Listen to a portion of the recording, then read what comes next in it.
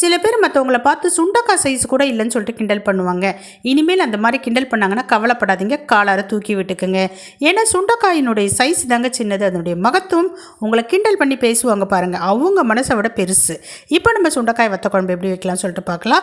Stove on பண்ணி சட்டி வச்சுக்கோங்க, எண்ணெய் விட்டுக்குங்க. எண்ணெய் காய்ந்த பிறகு முதல்ல காய்ந்த சுண்டக்காவை நல்லா வறுத்து எடுத்துக்குங்க. இப்போ கடுகு சேர்த்துக்குங்க, வெந்தயம் சேர்த்துக்குங்க, பூண்டு சேர்த்துக்குங்க, சின்ன வெங்காயம் சேர்த்துக்குங்க, கருவேப்பிலை சேர்த்து நல்லா வதக்கிட்டு குழம்பு கரைசல் ரெடி பண்ணிக்கிங்க. இந்த குழம்பு கரைசல் வேறு ஒன்றும் இல்லைங்க, தக்காளி, உப்பு, மஞ்சத்தூள், குழம்பு மிளகாய்த்தூள், புளி கரைசல் சேர்த்து நல்லா கரைச்சி எடுத்துக்கோங்க.